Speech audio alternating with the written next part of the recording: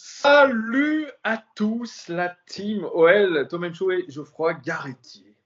Comment ça va, Geoffroy Garretier? Geoffroy Garretier va bien, très bien même. Avec une très belle casquette. On n'a pas l'habitude de vous voir avec une casquette dans votre émission phare, le Late Football Club. Elle vient d'où cette casquette? Vous m'avez dit ça en antenne, mais on va faire un petit peu de pub. C'est sûr, c'est pas le dress code du Late. Hein. C'est pas non plus les initiales de Laure Boulot, encore moins celle de Laurent Blanc. C'est la buvette en fait. C'est un pote à moi qui a un resto de plage à Oléron et qui est un fou de foot, qui a sa marque de vêtements. Et comme je suis on va dire un de ses bons copains, il m'a fait l'honneur de me donner ça. Il a quelques t-shirts aussi, mais bon, je pouvais pas en mettre trop là. Vous êtes un Jones alors. Vous êtes un Jones. Je suis Jones dans l'âme. Ouais, vous savez. Pour être tout à fait franc et honnête, ce que je suis d'ailleurs la plupart du temps, pour être, quand vous êtes passionné, vous êtes jeune forcément. Voilà. Je pense que c'est pas possible de faire ce qu'on fait si on n'est pas de jeunes, comme vous dites, dans un coin de sa tête. Voilà. Ce qui m'empêche que parfois les jeunes me prennent pour un vieux con, mais bon, ça c'est la règle du jeu. C'est le jeu. D'ailleurs, je vais vous présenter. C'est la règle du jeu. Vous êtes une sacrée personnalité quand même des médias. Hein. On va pas se mentir. Alors, petite présentation rapide. Pour ceux qui ne vous connaissent pas, c'est possible, hein, c'est possible. C'est possible. Voilà. Alors, vous avez été grand reporter au journal du... Ah, ça, je sens que vous lisez ma fiche Wikipédia. J'allais pas l'inventer. Franchement. J'ai commencé stagiaire au JDD. Stagiaire au JDD. Dire.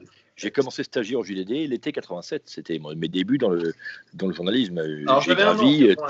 J'ai gravi tous les échelons. Je suis assez fier de ça. Très fier. Pas mal. Alors, grand reporter au journal du dimanche, également rédacteur en chef du grand journal L'Équipe. Absolument. Quelle époque ça? Entre 2005 et 2008. Et auparavant, j'avais été pendant un peu plus d'1 an rédacteur en chef adjoint à L'Équipe Magazine, qui était mon rêve. C'était mon rêve de jeune journaliste de bosser à L'Équipe Mag. Voilà. Bon, et puis à L'Équipe. Ah, ça bloque un peu. Le réseau. Où est le réseau? Geoffroy, on vous a appelé. Ah voilà, on vous a retrouvé. Ça bug. C'est le Wi-Fi, non, je pense. Je sais pas. Vous voulez que je me mette en 4G, c'est mieux? Ouais, je sais pas. Non, ça va. Ça allait pour l'instant. Ça peut bugger. Hein. Bon, c'est free. Hein, ça peut bugger. Ah ouais, c'est pour ça. Ah ouais, d'accord. Je croyais que ça gagnait bien sa vie à Canal+, mais en fait, pas tant que ça. Bref, aujourd'hui, vous êtes consultant sur Canal+ depuis... Non, je suis journaliste à Canal+. Journaliste et consultant. Oui, mais en fait, non, parce que, je veux dire, c'est tout con. Vous pouvez... Je pense que vous allez vous mettre en 4G. Ça sera mieux. Est-ce que vous êtes toujours là? On recommence au niveau... Alors, c'est quoi la différence entre journaliste, consultant à Canal+? Ok. C'est simple, c'est une question statutaire. En fait, quand vous êtes consultant, donc sous contrat de prestation, on va dire, vous n'avez pas le droit à la carte de presse. La commission de la carte de presse ne vous la donne pas, même si vous faites un boulot de journaliste, en fait. Et donc, pour être considéré comme journaliste, il faut être salarié. Voilà. Donc, la différence, elle se situe ici, ce qui, pour moi, dans mon travail, ne change pas grand-chose. De toute façon, quand j'étais consultant, je faisais du journalisme, et en tant que journaliste, je suis également consultant. Vous voyez ce que je veux dire? C'est mixé. Donc depuis 2010 alors, donc ça fait un petit bail, hein. Ça fait 10 ans. J'attaque ma 11e année. Hein. 11e année à Canal+. Alors vous avez aussi inventé un terme, je pense qu'on vous le dit souvent, c'est le terme de footballogie. Vous êtes donc un footballogue. Un footballogue, absolument. Émérite. Et alors, pour vous, le football, c'est de l'histoire, de la géographie, des statistiques, de la politique de l'humain, une identité, une façon de rassembler avec un grand R. Est-ce que c'est la bonne définition? C'est une bonne définition, oui. C'est une bonne définition. C'est peut-être même la seule façon de rassembler aujourd'hui. Et pourquoi? Mais qui est capable aujourd'hui de parler à un ensemble humain de manière à peu près unitaire en dehors du foot? La politique divise, l'économie divise, je dirais même l'ethnie divise aujourd'hui malheureusement. Je déteste ce concept-là, mais c'est une réalité vu les débats sans fin et à mon sens pathétiques qui ont lieu sur ce terrain-là. Bref, beaucoup de choses divisent. Alors, on peut dire que au sein du grand rassemblement du foot, il y a des divisions puisque il y a des supporters, il y a des clubs, etc. Mais tout le monde, au moins, on peut dire que peut adhérer de manière positive, c'est-à-dire par passion, par volonté, c'est un désir en fait d'aller sur le terrain du foot. Vous voyez ce que je veux dire, pour aimer le foot, il faut être proactif. Il ne s'impose pas à vous, vous allez vers lui. Voilà. Après, on peut dire qu'effectivement, c'est plus facile quand vous baignez dans un milieu, une époque, un continuum historique et temporel d'aller vers le foot. Mais moi, je trouve que c'est la seule façon de rassembler. D'ailleurs, le premier parti de France, c'est le parti du foot. Il se trouve qu'il n'y a aucun politique qui a réussi à comprendre ça. Bon, ça, c'est pas mal, ça. Le premier parti de France, c'est le football. C'est clair. C'est même le premier parti mondial, je pense, à part aux États-Unis encore. On pourrait... En tout cas, en Europe, c'est le cas. C'est le cas. Donc, c'est ça pour moi le foot. C'est une façon, effectivement, de s'adresser à tout le monde. On peut y rentrer par n'importe quel biais, mais une fois qu'on est rentré, on est tous saisis par la passion du foot dévorante. Exactement. Et que vous connaissez aussi. Sur cette chaîne, voilà, moi je suis rentré un petit peu dans le monde un petit peu passionnel des supporters via YouTube, parce que j'ai lancé cette chaîne à destination des supporters. Donc effectivement, c'est un biais pour rentrer dans ce monde passionnel des réseaux sociaux et du foot. Et je trouve que c'est intéressant. Alors, comme on a dit juste un peu auparavant, on peut vous voir du lundi au vendredi en deuxième partie de soirée sur le Late Football Club sur Canal, parce que c'est ça l'actualité vraiment brûlante. Vous y êtes, c'est les concurrents de l'équipe du soir d'ailleurs. On est d'accord. Est-ce qu'on peut parler de concurrence? Non, pas du tout. On ne peut pas parler de concurrence pour une raison très simple. Et là, je ne porte pas de jugement sur la nature des émissions. La chaîne L'Équipe est accessible à tout le monde, via la TNT, etc. Vous ne payez pas pour la chaîne L'Équipe, vous payez pour Canal+. Oui. Donc, déjà, il y a une différence fondamentale. En fait, pour moi, on est concurrent vraiment avec personne. Alors évidemment, il y a des émissions qui ont lieu en même temps que la nôtre. Il y a l'After, il y a donc L'Équipe. On pourrait en trouver d'autres. C'est concurrentiel ce marché quand même. C'est concurrentiel, mais à partir du moment où les gens sont abonnés à Canal, ils vont chercher quelque chose qui je pense, estiment qu'ils ne trouvent pas ailleurs. Voilà. C'est vrai. Une façon de raconter le sport, une façon de produire le sport, une façon de mettre en scène aussi, y compris, donc pas seulement le produit sportif, le spectacle sportif, mais les émissions. Voilà. Il y a encore une fois, bon, je prêche pour ma parole, c'est une évidence, mais il y a une patte Canal, il y a une lumière Canal. Il y a une tradition Canal+, il y a une tradition. Voilà, et de ça, on peut s'en enorgueillir. Après, je ne juge pas le travail de mes confrères, je ne fais jamais ça. Je ne tweete jamais sur ce que font les autres. Je ne commande jamais officiellement ce que font les autres. Chacun fait du mieux qu'il peut, et je n'ai pas à juger ça. C'est vous, les fans. Est-ce qu'on pourrait vous voir un jour sur une autre émission, sur une autre chaîne, Geoffroy Gartier? Une autre chaîne que Canal?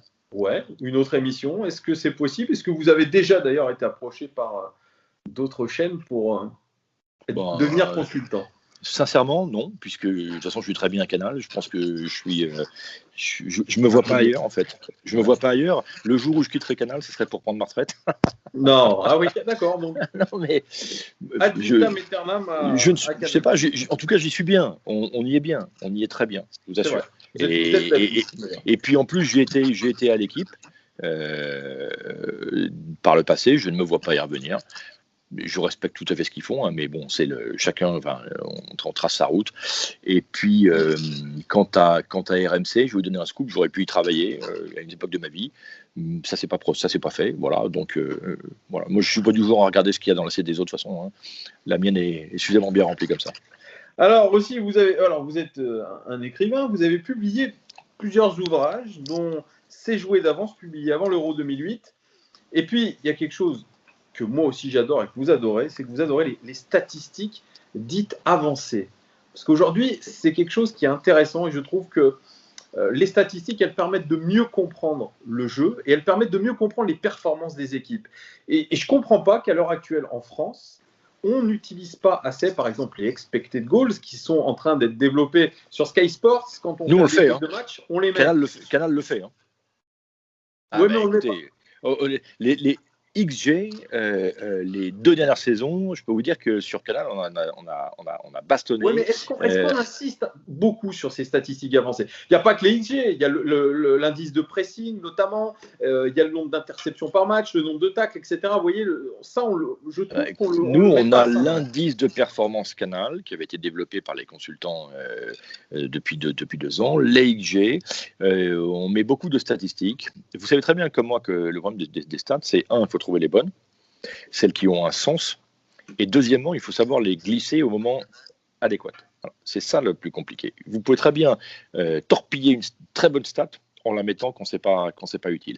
Et je pense que trop de stats tue les stats. En revanche, je suis d'accord avec vous. Moi, je suis un fan de stats. Ça permet de donner des outils, des clés pour comprendre un sport qui est beaucoup plus complexe qu'on ne le croit, et ça permet au grand public de devenir plus pointu, plus averti, et de ce fait de nous challenger en plus. Donc quelque part, tout le monde est gagnant. Mais c'est vrai, mais je trouve qu'en France, alors moi je l'intègre un petit peu dans mes débriefs de l'Olympique Lyonnais, mais il y a une certaine partie de mes abonnés qui détestent carrément. Ils n'aiment pas qu'on parle de stats parce que ça les barbe, parce qu'ils en ont rien à foutre. Ben oui, il y a une résistance. Ils veulent qu'on parle que du ressenti terrain. Et ça, c'est très franco-français, en fait. Parce que ailleurs, on dit, en Angleterre, que ce soit même aux États-Unis pour de la NBA, etc., on se base sur des stats. Et moi, je trouve ça vraiment révolutionnaire. Mais vous avez une résistance, je vais vous expliquer pourquoi. D'abord, c'est vrai que le football n'est pas entièrement un sport de stats, parce que c'est le sport d'entre tous, c'est le sport où l'aléatoire est le plus important de par la façon dont ce jeu est conçu et de la façon dont on l'exprime. Finalement, c'est le sport le moins codifié qui soit. Une fois que vous faites la remise en touche, la remise en jeu, etc., le jeu, il peut se dérouler quasiment n'importe comment, même si les entraîneurs, via les systèmes tactiques, via les animations, qu'elles soient offensives ou défensives, arrivent à peu près à rendre ce jeu de manière un peu ordonnée. Mais n'empêche que l'aléatoire est considérable. Regardez l'exemple le plus manifeste et le plus récent, c'est la victoire de Lyon sur Manchester City en quart de finale. On était en surperformance. Vous étiez en surperformance, eux ont sous-performé. Voilà, c'est clair. Bon, donc c'est pour ça qu'il faut prendre ça en considération. Il faut accepter le ressenti ou les réticences de certains qui considèrent qu'on ne doit pas tuer le ressenti du foot. Mais, et je vais aller dans votre sens, il y a des gens qui pensent ça par fainéantise. Ça les arrange. Comme ça, ils n'ont pas à travailler. Ils n'ont pas à travailler, à préparer leur match, à travailler le jeu, à s'intéresser, à mettre de nouveaux outils dans leur façon de penser. C'est tellement plus facile de penser le foot et de le raconter comme il y a 40 ans. Voilà. Bon, de toute façon, je pense que globalement, le public fait la différence. Il faut savoir se servir de manière adéquate et modérée des stats. Mais lorsqu'on s'en sert bien, évidemment, on est meilleur. Oui, alors pour rentrer dans le vif du sujet, si on parle d'expected goals, l'Olympique Lyonnais, actuellement, je crois, est la deuxième attaque en termes d'expected goals de Ligue 1. En termes d'expected points, donc de points attendus, on devrait être leader de Ligue 1. C'est-à-dire que si je suis Jean-Michel Aulas, je suis Juninho, je regarde ces statistiques avancées et je me dis que l'OL est clairement en sous-performance. Et donc, à un moment donné, ça va se retourner tout ça. C'est marrant. Et donc, il faut laisser un petit peu plus de temps. Est-ce que vous êtes d'accord avec moi? Oui. Oui, bien sûr, Lyon ne peut pas être englué dans le classement comme il l'est aujourd'hui. Lyon a une préparation qui a été encore une fois, un peu comme le PSG, même si ça s'est exprimé de manière différente, perturbée par cette scorie de la Ligue des Champions. Que je dis scorie sur le plan du calendrier et de la préparation, c'est une évidence. En fait, elle s'est déroulée avec 3 mois de retard, dans des conditions particulières. Et du coup, un championnat comme la Ligue 1 qui avait décidé de reprendre, bon, ça c'était débile, mais le week-end de la finale est pénalisé, bien sûr, puisque tout le monde n'arrive pas au même degré de performance. Donc ça paraît évident de par la valeur des joueurs, de par le rendu de copie aussi dont vous parlez, qui est une conséquence, que Lyon ne peut pas rester à cette place-là. Mais, il y a toujours un mais, ça met une pression énorme sur Rudy Garcia. Et comme en plus, on ne sait pas quelle est l'équipe dont bénéficiera l'OL une fois pour toutes après le 5 octobre, c'est très compliqué de dire si effectivement Lyon va se mettre à performer normalement. On ne sait pas pour l'instant, on ne sait pas. Voilà. Et est-ce que vous êtes quand même optimiste pour cet Olympique Lyonnais? Parce qu'on sait qu'en ce moment, en interne, c'est la guerre. ce serait la guerre, parce qu'il faut mettre quand même du conditionnel. Il y a beaucoup d'insiders, comme on appelle ça sur les réseaux sociaux, qui ont soi-disant des informations, et il se dirait que Juninho, Garcia et Aulas soient pas vraiment tous sur la même longueur d'onde. Évidemment, tiens, c'est marrant, j'ai l'impression d'entendre Nasser, Leonardo et Tourelle. Et c'est un peu la même chose. C'est un peu la même chose. Ben, écoutez, je pense que dans tous les grands clubs où le pouvoir est éclaté, est à plusieurs têtes, il y a forcément des désaccords. Maintenant, pour revenir sur la question principale, qui est est-ce que l'OL va se mettre à performer normalement ? Oui. Mais je ne suis pas entièrement convaincu aujourd'hui, alors que c'était mon ressenti avant le début de saison, que l'OL va terminer sur le podium. Voilà. Il me semble que la dynamique est quand même pas très bonne et je ne suis pas certain que Rudy Garcia ait finalement trouvé la bonne formule. Voilà. Quand je regarde, parce que vous regardez les expected goals, les expected points et compagnie, les expected tackles, tout ce que vous voulez, moi je regarde les statistiques des matchs et je regarde les dynamiques. Et ce que je vois n'est pas bon. Ce que je vois depuis, je ne parle même pas de la parenthèse Silvinho, je parle de Lyon depuis que Garcia a pris l'équipe. C'est quoi la moyenne de points par match depuis que Garcia a pris l'équipe ? Je crois que c'est l'une des plus faibles, ou c'est peut-être la plus faible des 10 derniers entraîneurs de l'Olympique Lyonnais, quelque chose comme ça. 1,57 points par match en Ligue 1. C'est-à-dire que vous avez pris 36 points en 23 matchs. C'est-à-dire qu'avec cette moyenne-là, vous n'allez nulle part. Ça équivaut à une saison à 60 points. C'est pas possible quand vous êtes Lyon.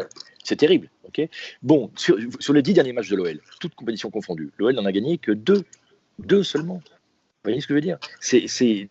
Donc, on est en droit de se poser des questions sur la capacité de Rudy Garcia à emmener cette équipe là où elle devrait être. Parce qu'il y avait ce choix qui s'imposait aussi à Jean-Michel Aulas, à l'époque, quand Silvinho a été viré. Qui fallait-il prendre pour relever l'équipe le plus rapidement possible? Vous avez la réponse. On a misé sur Rudy Garcia. Vous avez la réponse là. La réponse là. Laurent Blanc. Alors oui, il y en a certains qui me disent, d'autres journalistes qu'on a eu, comme Jeannot Rességuier, qui me dit ou Édouard G, qui me disait que peut-être que Laurent Blanc aurait eu plus la capacité à relever cette équipe et surtout sur le long terme et de manière plus régulière. Est-ce que c'est aussi votre avis ou alors Oui, c'est mon avis. En fait, je pense qu'à ce moment ce point de son développement, où l'équipe et le club d'ailleurs avaient absorbé, assimilé le nouveau stade, même si évidemment avec la crise, la pandémie mondiale, les activités économiques se sont fortement ralenties. Bon, ben ça, on va pas rentrer dans le détail. Mais ce qui est sûr, c'est que Garcia n'a pas réussi à donner la dynamique que Laurent Blanc, à mon sens, aurait pu donner. La dynamique sur le jeu, une dynamique de long terme, une patte. Et cette patte, on ne la trouve pas. La seule patte qu'on a trouvée... Ça fait longtemps qu'on ne trouve plus la patte. Ah, non, mais ça vient de Genesio, ça vient bien de sûr. Silvino. Non, mais moi, je mets bien... Écoutez, je sais c'est très lyonnais de critiquer Genesio. Je regardais ce qu'a fait Genesio pendant... Il y a des choses qui m'ont déplu pendant un temps, mais on va dire la dernière saison de Genesio à Lyon, il y a eu des matchs absolument extraordinaire. Des matchs extraordinaires dans l'intensité, dans la vibration, dans le ressenti justement, dans ce que le foot peut apporter de meilleur en termes d'existence. Je pense qu'il n'y avait pas eu mieux depuis longtemps. Le match contre Manchester City, d'ailleurs l'aller et le retour en phase de poule, c'était fantastique. Et il y a eu des matchs contre le PSG notamment. Oui, vraiment remarquables. Même s'ils ont certainement été perdus dans les grandes largeurs. On a eu de l'émotion avec Genesio, c'est vrai. Ouais, exactement. Mais c'était l'homme qui était ciblé. C'est vrai qu'il y a eu un délit de sale gueule sur Bruno Genesio. C'est vrai. Ouais, il y a eu un vrai délit de sale gueule et ça part des réseaux sociaux. En tout cas, les réseaux sociaux ont dicté un petit peu le choix à prendre. Écoutez, c'est sous Genesio que Lyon a le mieux joué au foot depuis la fin de l'ère des 7 titres consécutifs. Dernier grand entraîneur de l'Olympique Lyonnais, c'était Gérard Houllier. On ne va pas se mentir. C'était le meilleur. Pour moi, c'était le meilleur. Donc, depuis le départ de Gérard, à l'été 2007, de Gérard jusqu'à l'été 2020, en 13 saisons, le meilleur rendu, c'est la dernière saison de Genesio. Voilà, c'est là où ça joue le mieux au foot. C'est mon sentiment en tout cas. Et pour revenir sur la patte, puisque la question de départ, c'était Laurent Blanc. Ouais. La patte Garcia, la seule patte qu'on a vue, c'était son 3-5-2 assez conservateur au Final 8 et peut-être les semaines précédant la coupure. Mais en tout cas, au Final 8 de manière indiscutable. Eh ben, pardonnez-moi de vous dire qu'une patte défensive pendant 2 semaines, c'est pas suffisant. Voyez, et je suis convaincu que Laurent Blanc aurait fait mieux, même si, je vous l'accorde, on ne saura jamais. Oui, mais Laurent Blanc, j'entends bien, mais moi j'ai eu Daniel Riolo en interview, il me dit Laurent Blanc, c'est pas lui qui fait l'équipe, c'est toujours été un mec qui a une réputation. Oui, on sait, oui, bien sûr. Il est arrivé un petit peu les mains dans les poches. Oui, c'est Jean-Louis Gasset. Alors, quand c'était à Bordeaux ou en équipe de France, on disait c'est Gasset. Au PSG, c'est Gasset, voire même, c'était même pas Gasset d'ailleurs qui faisait les entraînements, mais l'adjoint de l'adjoint. Oui, on sait ça. Et d'ailleurs, le gros problème de Laurent Blanc, c'est quand il passe son entretien. En fait, l'entretien d'embauche définitif, parce qu'il est moins performant dans la dialectique qu'un Garcia ou qu'un Houllier, et on pourrait en trouver bien d'autres. Laurent Blanc, c'est un peu à l'ancienne dans la façon d'appréhender le foot, les autres, les médias, etc. Mais n'empêche que ces idées sur le jeu, elles existent, elles sont bonnes, elles sont fortes. Je suis comme vous, elles sont fortes. Écoutez, on attend toujours, et moi je sais que quand Carlo Ancelotti est parti et qu'il a été remplacé par Laurent Blanc, j'étais évidemment dépité de voir Carlo Ancelotti s'en aller. Mais force est de reconnaître que les 3 années qui ont suivi, le jeu développé par Blanc avec des joueurs comme Mota, à fort potentiel technique, qui avait la vision, etc., lui a permis d'être très, très, très, très loin en termes de qualité de jeu devant Thomas Tuchel ou Unai Emery. Voilà. Ouais, mais alors on parle de son déficit aussi d'autorité, l'affaire avec Serge Aurier, Ibrahimovic notamment. C'était une histoire de vestiaire. Non. C'est pas un déficit d'autorité de Laurent Blanc, c'est un déficit d'autorité du club. D'accord, l'institution Paris Saint-Germain. C'est un déficit d'autorité de l'institution PSG. Parce que l'institution PSG aurait dû permettre à Laurent Blanc de surmonter l'affaire Aurier. Aurier aurait dû. Donc il a été plus ou moins lâché par le club. Il a été lâché, oui, pour des raisons qui ne sont pas forcément racontables. Il y a du bon, il y a du moins bon, c'est difficile. Je ne vais pas entrer dans ce débat-là. Mais ce qui est sûr, c'est que Laurent Blanc aurait mérité d'être plus soutenu par son club. Et peut-être que s'il avait été plus soutenu, il aurait pu faire une saison de plus, voyez, et emmener le club plus haut. Voilà. Mais bon, encore une fois, on ne saura jamais. Donc, revenons un petit peu à l'Olympique Lyonnais et cette histoire de Garcia. Est-ce que si vous êtes aujourd'hui Jean-Michel Aulas ou Juninho, à l'heure actuelle, est-ce que vous remplacez Garcia tout de suite? Non, pas tout de suite. C'est pas possible. Dans ces cas-là, on va vous dire non, mais tu remplaces un entraîneur. C'est comme quand je fais partie des gens qui pensent que Thomas Tuchel a donné ce qu'il pouvait donner au PSG, qui ne fera pas mieux. Voilà. Mais on va vous dire en face, et à juste titre, non mais vous rigolez, il a gagné 4 titres, il a fait la finale de Ligue des Champions, on ne peut pas le faire partir. Oui, après c'est des positionnements politiques importants, des questions de stratégie à court, à moyen et à long terme. Garcia, il a un contrat jusqu'en 2021. Ça veut dire que l'indemnité de départ de lui et du staff, elle est quasiment minime pour l'Olympique. Ouais, elle est minime quand même dans une saison où toutes les recettes ont été divisées par 2 ou par 3, où les capacités d'exploitation du Groupama Stadium ont été laminées, il n'y a plus de concerts, il y a moins d'hospitalité, évidemment, puis il n'y a pas de public. Mais fortiori, donc quasiment par le transfert Traoré. Imaginez, le transfert Traoré, il peut compenser déjà une partie de cette indemnité de licenciement. Une partie d'eux, mais je ne suis pas sûr que Jean-Michel Aulas il raisonne entièrement comme ça. Mais en tout cas, il y a une chose qui est sûre, c'est que Rudy Garcia, il a des appuis au sein du club très forts et il n'a pas suffisamment entre guillemets dérapé, merdé, appelez ça comme ça, pour qu'on le vire. On peut se poser la question, mais là maintenant c'est trop tôt. C'est trop tôt. Donc il faut attendre quand? Il faut attendre les 2 prochains matchs. Il y a Lorient, Marseille et trêve internationale. Non. Moi je pense que à moins d'un cataclysme et d'un crash complet des résultats, Garcia il sera en poste jusqu'à la fin de saison, c'est ce que je crois. Maintenant, pour moi, il y a 6 matchs importants là d'ici la trêve d'octobre. Ouais.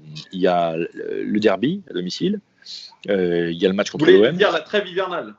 Non, parce qu'il y a plusieurs trêves. Il y a la trêve d'octobre qui arrive. Il y a la trêve d'octobre. Dans 2 matchs. Voilà. Alors, c'est peut-être la trêve de novembre, je ne sais plus. Enfin, j'avais compté 6 matchs. Il y a un Lyon-Marseille, il y a un Lyon-Saint-Etienne, il y a un match à Lille. Il y a une séquence de matchs qui sont assez intenses et qui, à mon sens, vont déterminer, là, pour le coup, l'avenir immédiat de l'OL. Mais ça, en tout cas, pour revenir à la question de Garcia, ça ne peut pas se faire sans lui tout de suite. Tout de suite, c'est pas possible. Ok. Alors, on imagine en tant que supporter, nous, peut-être la prise de pouvoir de Juninho complète, c'est-à-dire le voir même sur le banc, puisqu'il a ses diplômes d'entraîneur, Juninho. Donc, c'est peut-être une possibilité. Mais c'est pas ce qui avait déjà été envisagé il y a 1 ou 2 saisons. On pensait que. C'est ça, il voulait le rapatrier, on ne savait pas trop comment, dans quel but, est-ce que c'était directeur sportif ou entraîneur. Là, ça pourrait, parce que Édouard G me disait, quand je l'ai eu en interview, qui est très proche du club, il disait l'état d'esprit qu'on a eu au Final 8, il est dû à Juninho.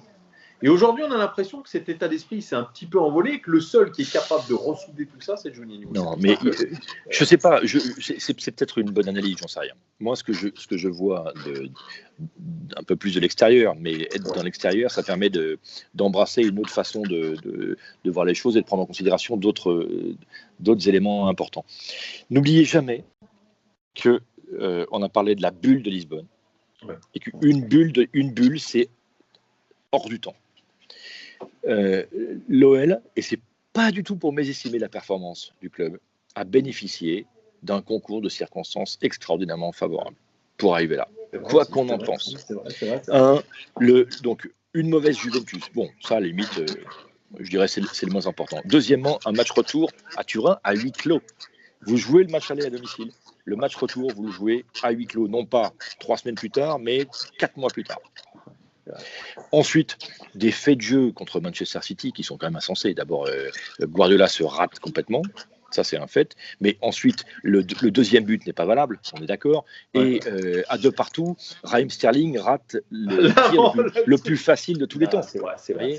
Bon, donc non, ça n'arrive pas. Qu'est-ce qui se passe en demi-finale ? Vous êtes remis à votre place, vous faites un bon match, mais vous êtes remis donc on était en surperformance. Donc vous étiez en surperformance. Et donc, moi je crois toujours à l'équilibre. Je suis très chinois par rapport à ça.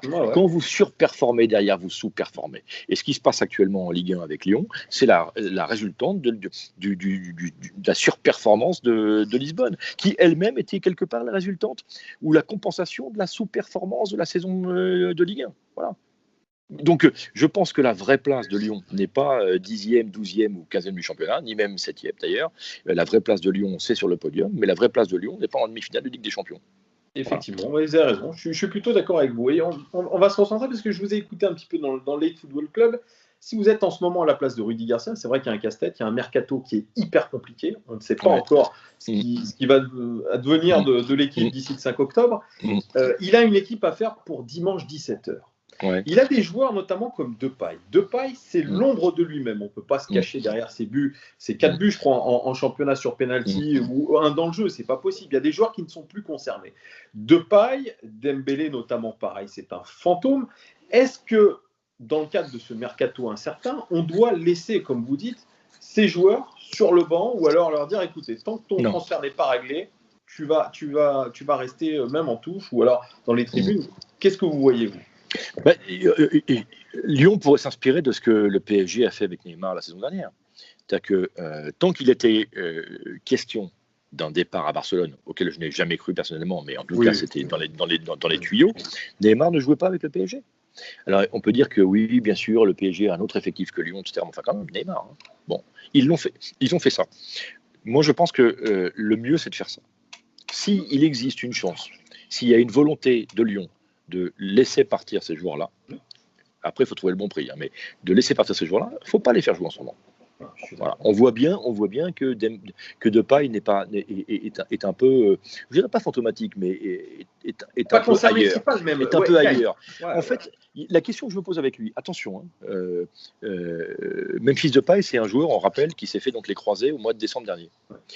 Est-ce qu'il ne veut pas ou est-ce qu'il ne peut pas totalement, parce qu'il est revenu très vite, mais on dit toujours, et c'est une réalité, qu'il vous faut autant de temps pour retrouver le haut niveau, votre meilleur niveau, qu'il vous a fallu pour revenir sur le terrain. Exactement. Donc, il lui a fallu 7 mois. Voilà, 7 mois, et il a vraiment été très très fort pour ça. Il peut lui falloir 7 mois, 8 mois pour... On a la jurisprudence Fekir. Fekir, combien de temps il a mis pour se remettre Fekir, Fekir, je pense que ça a duré plus d'un an. Ouais, facile, 1 an et demi. Ouais. Je me souviens, tiens, dans la série de très grands joueurs comme ça qui se sont fait les croisés, même si aujourd'hui la préparation, la médecine a évolué, etc. Del Piero, qui était un joueur brillantissime, a mis presque 2 ans pour retrouver son meilleur niveau à la Juve. Ibrahimovic était plus vieux quand il s'est fait ça. Il y en a plein. Donc, et pourtant, Ibra, c'est un athlète surnaturel. Donc, je pense qu'un mec comme Depay n'est pas au niveau où il devrait être, et pas seulement pour des raisons de désir de départ. Dembélé, c'est autre chose. Moussa Dembélé, c'est vraiment autre chose. Là, je pense que lui, il n'accepte pas de ne pas avoir un rôle sportif prépondérant. Il n'accepte pas d'être considéré comme une simple monnaie d'échange. Et je pense que ça pèse sur sa confiance et sur son résultat. Voilà. Vous savez, les joueurs, je ne vais pas vous l'apprendre, mais les champions, que ce soit des footballeurs, des tennisman, des basketteurs, ce sont des machines de précision. Et tous les aspects comptent. La moindre anicroche dans la psychologie, ça vous ruine votre confiance, et quelqu'un qui n'est pas en confiance est quelqu'un qui n'est pas performant, tout simplement. Oui, parce que c'est absolument étonnant. Depuis son but contre City, c'est 2 buts, d'ailleurs, je crois, contre City. Bon, des buts chanceux un petit peu. Non, mais début. Et ça, la machine s'est complètement grippée. Et ce raté qu'il fait face à Nîmes, cette tête, on se dit comment est-ce possible à ce niveau-là. Et puis, vous voyez, cette espèce de nonchalance sur le terrain, le fait de ne pas participer au jeu. Moi, je vais vous dire, je critique là 2 aspects de la stratégie lyonnaise. Le premier aspect, c'est d'avoir dit, et je fais une digression, mais vous allez voir, d'avoir dit de manière aussi claire, quand vous êtes au LAS, Jean-Michel Aulas, que vous étiez en difficulté financière. Quand je dis en difficulté financière, quand vous réclamez 117 millions d'euros à la Ligue de football, c'est que vous dites que vous êtes en difficulté financière. Et vous dites à l'Europe entière, on n'a pas d'argent, il faut qu'on vende à tout prix. Donc en fait, on brade. Que fait l'Europe entière? Que font les clubs acheteurs? Ils attendent. Ils attendent que vous soyez en panique pour faire non pas des panic buys, mais des panic sells. Vous voyez? Donc, c'est pour ça que Lyon n'a pas d'offre digne de ce nom pour des joueurs comme Depay ou Dembélé. La deuxième erreur qui va dans le sens de cette mauvaise stratégie, à mon sens. J'entends maintenant depuis 3 ans, 4 ans que grâce au groupe Amin, les finances du club sont saines. Les fondamentaux sont sains. Ce qui d'ailleurs est vrai, même si l'architecture financière de l'OL, elle est quand même très compliquée à comprendre, avec les différentes strates on va dire de bilan et de comptabilité. Mais disons que c'est sain. Si vous êtes sain, quel est, l'objectif suprême? Ce n'est pas de vendre vos meilleurs joueurs, c'est de retourner en Ligue des Champions la saison prochaine. Pour retourner en Ligue des Champions la saison prochaine, il vous faut vos meilleurs joueurs. Et je pense qu'il est plus important de les garder, de leur dire on compte sur vous. Je vous promets, dans 1 an, vous êtes libre, vous partirez, etc. Même de leur donner des primes, des incitations, etc.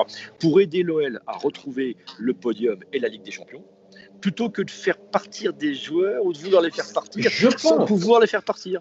Je pense, voilà, ça c'est mon analyse. Je pense que c'est ce qui est un peu en train de se dérouler en interne, puisque on a déjà donné le numéro 10 à Depay, on essaye de lui faire la cour depuis qu'il s'est blessé, on essaye de le faire prolonger. Pareil, Oussem Aouar, c'est ce que vous dites juste avant, on apprend que Arsenal ne veut payer que seulement maximum 49 millions d'euros, donc ils essayent au maximum de baisser. Barcelone, il veut mettre 25 millions. Mais bien sûr, vous voyez, c'est ça. Donc on essaye on apprend là sur les réseaux sociaux que Aouar ne serait pas contre de rester une saison supplémentaire. Je pense, comme vous le dites, qu'il y a des tractations en leur disant bon, tu partiras quoi qu'il arrive à la fin de la saison. Il y a l'Euro qui arrive, donc t'inquiète. Je pense qu'il se passe. Tout le staff lyonnais, du président à l'entraîneur, en passant par le directeur sportif, doit motiver les joueurs, se réunir avec le joueur, son entourage, donc son agent, etc., pour lui expliquer ça. Et ce sont des professionnels. Ils sont payés, bien payés, et ils sont tous jeunes en plus, parce que Moussa Dembélé, Memphis Depay, 23 ans, Oussem Aouar et Memphis Depay, ce sont 3 jeunes joueurs, peuvent tout à fait comprendre ça Lyon, c'est quand même pas le purgatoire, c'est un membre du top 20 européen. Donc ils peuvent tout à fait comprendre qu'il faut rester à Lyon pour ramener le club en Ligue des Champions. Voilà. Et puis c'est ça. Mais ça aurait dû être annoncé de manière plus claire. Voyez. Et là, je pense que d'une certaine manière, le club a failli. Mais il manque de l'amour pour le club. Memphis Depay, moi, je lui en veux énormément parce qu'il a pissé à de nombreuses reprises sur le club, même récemment en disant les gens sont sympas à Lyon, mais moi j'ai besoin d'ambition. Donc moi j'ai toujours voulu rejoindre un club ambitieux. Donc c'est pour ça qu'il n'y a pas de Ligue des Champions cette année. Moi je veux m'en aller. Quelqu'un aurait pu lui rappeler que quand il a été dans un club ambitieux, ça n'a pas marché pour lui. Ça n'a pas marché pour lui. Et moi je vais vous dire quelque chose. Après, c'est encore une fois, c'est une analyse et un ressenti personnel. Je ne pense pas que Memphis soit calibré pour jouer dans un club comme le Barça. Je pense que sa psychologie est trop fragile, son approche du métier et de la vie est trop fantaisiste quelque part pour pouvoir partir dans un club comme ça où la concurrence est monstrueuse. C'est tout. Regardez un gars comme Tolisso, par exemple. Alors vous allez dire, Tolisso, il est peut-être moins doué que Memphis Depay. Enfin, Tolisso, c'est un joueur de très haut niveau. Tolisso, il a accepté, en allant au Bayern, d'être une doublure, d'être dans la rotation, mais sans prétendre à plus. C'est un gars qui travaille, c'est un gars qui, comme il s'est blessé, s'est remis au travail, qui a retrouvé une place dans l'effectif, qui un jour aura peut-être un temps de jeu important. Mais quand vous êtes dans une machine comme le Bayern, le Barça, le Real, etc., vous ne pouvez pas prétendre à autre chose à part quand vous êtes Messi, Ronaldo ou Lewandowski. Voilà. Et même Memphis Depay, ce n'est pas Messi, ce n'est pas Ronaldo, ce n'est pas Lewandowski. Vous achetez en fait la marque Memphis Depay parce qu'aujourd'hui, vous le savez, les réseaux sociaux, c'est hyper important. Vous croyez qu'il y a une marque Memphis Depay quand vous êtes dirigeant du Barça? Vraiment, je vous le dis. Quand vous êtes dirigeant du Barça? Ah oui, moi je Pourquoi? pense pour ce tatouage? Regardez sur Instagram, je crois il doit être à 10 millions d'abonnés, c'est absolument énorme. Aujourd'hui, je pense qu'on raisonne aussi sur le côté marketing, le côté marketing du joueur. Oui, et pour l'OL, ça serait une très lourde perte en termes de marketing. Parce que ça permet aujourd'hui, on dit tiens, Memphis Depay, il joue à l'Olympique Lyonnais. Moi, je pense que Depay, Lyon, c'est encore une fois un club qui lui correspond en termes de standing. S'il ne croit pas ça, s'il ne voit pas ça, il se trompe lourdement. Ouais, là, sauf que là, il a la folie des grandeurs, mais c'est un peu le même truc pour lui, il a plutôt un entourage, surtout son frère, qui a essayé ça fait des mois qu'il essaie de le vendre à l'Europe entière, Oussem Aouar. Parce qu'il a une valeur marchande, parce qu'il a failli être international français, c'est toujours pas fait.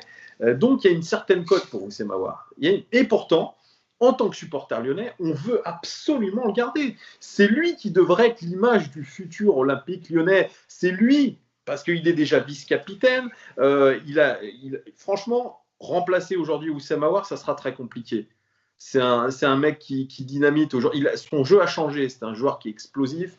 C'est quelqu'un qui a pris de la maturité dans son jeu, qui a plus de régularité, je trouve, depuis le Final 8.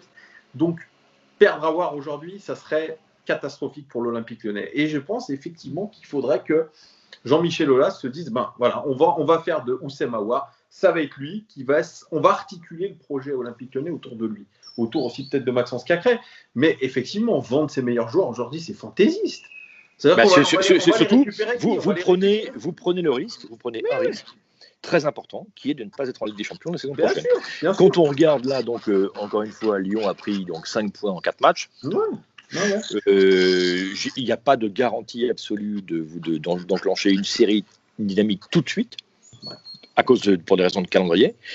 Quand on regarde les difficultés que Rudy Garcia a eues à avoir des résultats probants depuis maintenant des années, encore une fois, on n'est pas dans la garantie. Donc, si en plus vous bradez vos meilleurs joueurs, c'est compliqué. C'est très compliqué. Donc, est-ce que vous êtes optimiste pour cet Olympique Lyonnais à moyen terme et à long terme? Je vais vous dire, je suis ni optimiste ni pessimiste. C'est pour moi l'interrogation principale de la saison. Voilà. C'est que va faire Lyon? Encore une fois, au début de saison, j'ai dit ils seront sur le podium avec Monaco et le PSG. Pourquoi? Parce qu'ils ne jouent pas la Coupe d'Europe. ils jouent pas l'Europe et on sait que ça peut être problématique, même si un club comme Lyon est calibré pour tout jouer de motiver des mecs à jouer un match par semaine aussi, ça va être compliqué. Hein. Mais les maintenir dedans. Sauf que c'est plus facile pour être performant, c'est-à-dire que vous avez la capacité à développer votre jeu tout au long de la saison. Quand vous jouez 2 matchs par semaine, vous n'êtes que dans l'entretien. Vous voyez, vous n'êtes que dans l'entretien. Là, vu les circonstances, vous pouvez vraiment travailler sur le fond, sur l'expression collective. C'est ce qu'on a dit, sur la tactique, sur l'expression collective. Ouais, c'est vrai. Donc finalement, c'est vraiment la grosse pression sur Rudy Garcia, parce que là, énorme. Les excuses, énorme. elles vont. Il n'y aura pas. S'il n'est pas sur le podium, il n'aura aucune excuse. Parce que vous savez, et son crédit, un peu comme ça, c'est la boîte à excuses, c'est jamais lui. Je sais. Bah oui, bien sûr, on le connaît bien. Et je sais que si jamais il n'est pas sur le podium, son crédit personnel sera très largement entamé en tant que coach. Ça, c'est sûr. Donc, vous pensez quand même que l'Olympique Lyonnais, à long terme, devrait récupérer une place en Ligue des Champions. Non, mais c'est une obligation pour le club. On oublie toujours, parce que tout à l'heure, j'ai parlé d'aléa sportif, l'aléa sportif du foot qui est un peu supérieur à celui des autres sports. Mais enfin, il y a quand même il y a 2 dimensions qui sont anti-aléatoires. C'est la capacité du stade, qui en général, même si là on est dans un cas particulier avec la Covid et donc les jauges limitées, et la masse salariale. La masse salariale qui est en rapport avec le budget. Quand vous avez la masse salariale numéro 1, normalement le classement en fin de saison c'est 1.